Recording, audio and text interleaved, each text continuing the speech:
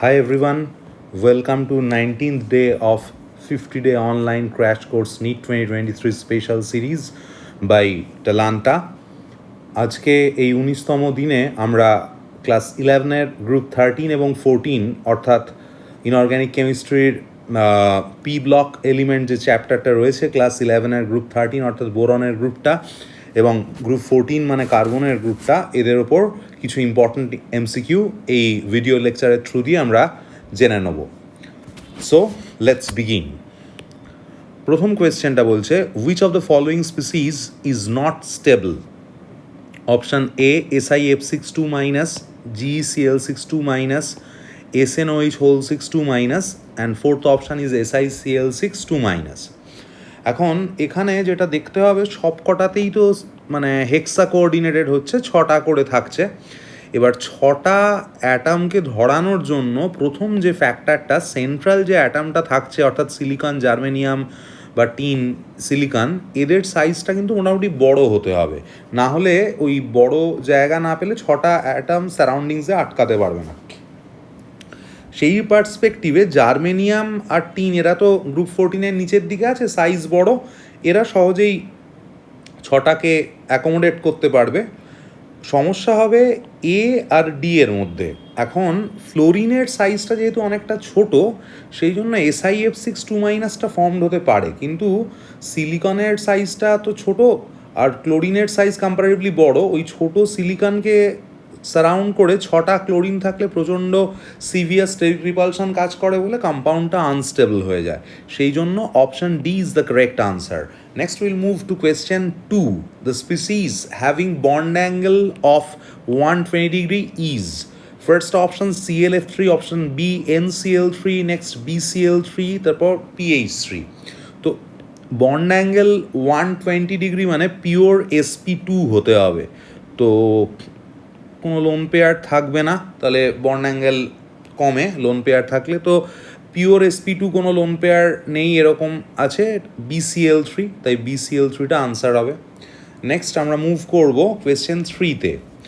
The element Z equals to 114, atomic number 114 বলেছে, has been discovered recently. It will belong to which of the following family or group and electronic configuration বলে এরকম 4টে option দেওয়া আছে। তো 114 যখন বলছে Z equals to 114, electronic কনফিগারেশনটা কী হবে? Radon এটা 86 হয়, তারপর 5F14,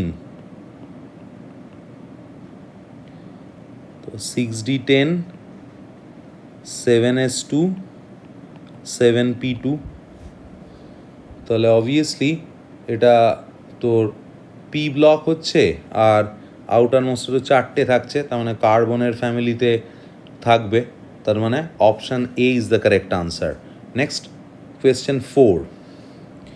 AlF3 is soluble in HF only in presence of KF. It is due to the formation of. তো এইখানে যেটা হয়, রিয়াকশানটা একটা সলেবল কমপ্লেক্স তৈরি করে। রিয়াকশানটা কি হয় না, AlF3 reacts with 3KF to produce K3 AlF6. This is a soluble complex. তার মানে option A is the correct answer. Next question 5. The stability of +1 oxidation state among aluminium, gallium, indium and thallium increase in the sequence. তো +1 যত group 13-এর element এখানে দিয়েছে, তো নিচের দিকে যত যাওয়া যায় তত ইনার্ট পেয়ার এফেক্ট দেখায়, তাই ডাউন দ্য গ্রুপ 13-এ +3 অক্সিডেশন স্টেবিলিটি কমে আর +1-এর বাড়ে। তো সেই পার্সপেক্টিভে 5-এর ডি এরটা কারেক্ট আনসার হবে, 5D। নেক্সট আমরা মুভ করব 6th কোয়েশ্চেনে। Which of the following structures is similar to graphite? তো প্রথম অপশান বলেছে বি, তারপর B4C, তারপর B2H6, তারপর BN। এই বোরন নাইট্রাইডটা হবে, এটাকেই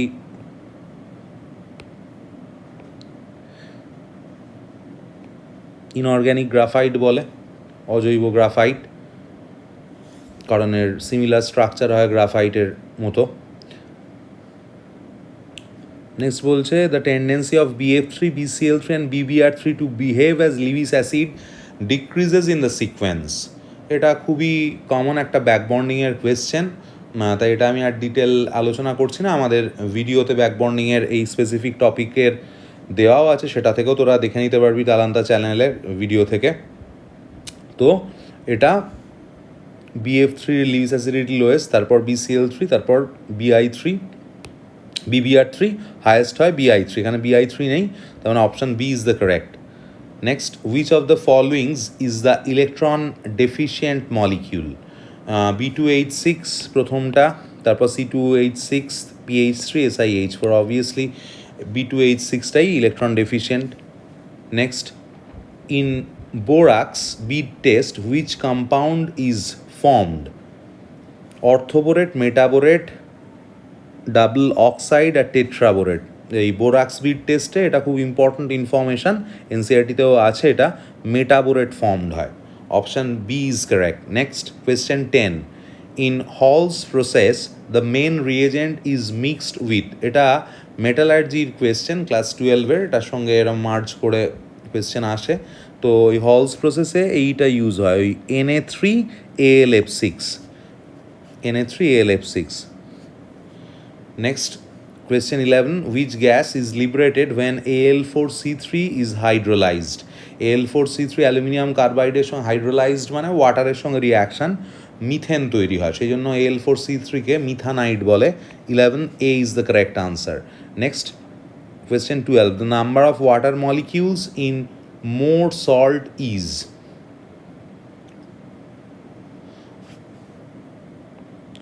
বি, এটা খুবই সহজ, মোর সল্টের দেখবি 6টা ওয়াটার মলিকিউল থাকে। Next question 13, in diborane the 2 HBH angles আর নিয়ারলি। এটাও আমাদের এই তালান্তার ইউটিউব চ্যানেলে স্ট্রাকচার ডিসকাস করে দেওয়া আছে, তো সেটা ওই ভিডিও থেকেও তোরা পেয়ে যাবি। এখানে এটার যেটা হয় ওই একটা 95-এর কাছে হয়, একটা 120-র কাছাকাছি হয়, দুটো বন্ড অ্যাঙ্গেল। এই option B is the correct answer. Next question 14, which of the following gives propine on hydrolysis? Propyne তৈরি করে হাইড্রোলিসিসে হচ্ছে magnesium carbide, Mg2C3। Next, ammonal used for making bombs is a mixture of. এটা তো informative, তোকে খেয়াল রাখতে হবে।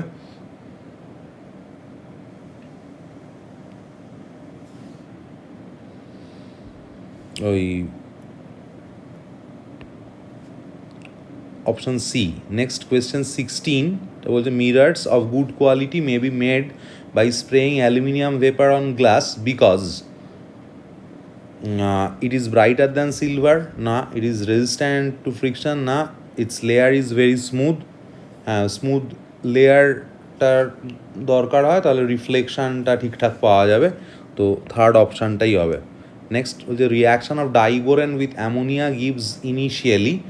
তো ইনিশিয়ালি যেটা তৈরি করে সেটা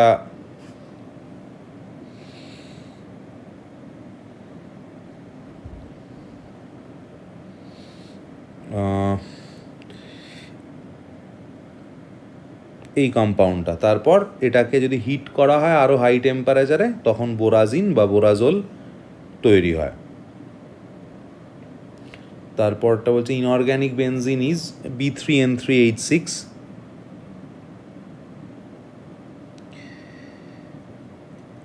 option C is the correct answer. Next question 19 বলছে which among the followings is not a বোরেন?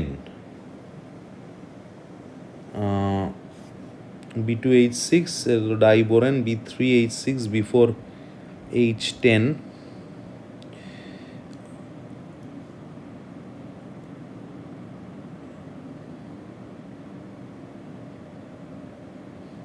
এখানে সবগুলোই বোরেন, অল অফ দিস হবে, none of this not, all of this answer হবে।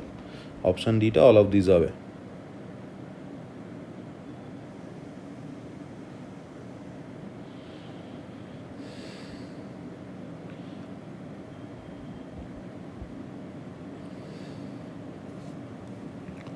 তো এটা আর কোয়েশ্চেন 20 বলছে which of the followings is the correct structure of anions of pyrosilicate. তো এইটা আমি তোদের জন্য ছেড়ে রাখলাম এই জন্যই যে এই সিলিকেটের জায়গাটা আমি বলে দিলে শুধু একটা কোয়েশ্চেন দেখেই তোরা বেরিয়ে যাবি। এই সিলিকেটের স্ট্রাকচার নিয়ে আমার গ্রুপ 14-এর যে ভিডিওটা আছে সেটা একবার ভালো করে দেখে এই কোয়েশ্চেনটা নিজেরা আনসার করিস, তোদের জন্যই এটা অ্যাসাইনমেন্ট হিসেবে রইল আর কি। তাহলে সিলিকেটটা পুরো স্ট্রাকচারগুলো একবার রিভাইজ করে নিতে পারবি। ঠিক আছে, আজকের ভিডিও লেকচার এই অবধি। আশা করি তোরা বুঝতে পারলি, নতুন কিছু ইনফরমেশান পেলি। যারা আমাদের চ্যানেলে আজ প্রথম তারা আমাদের চ্যানেলটাকে সাবস্ক্রাইব করিস, ভিডিওটাকে অবশ্যই লাইক করিস to make to make motivated us, আর বন্ধুদের সঙ্গে শেয়ার করিস ভিডিওটাকে। Thanks for watching.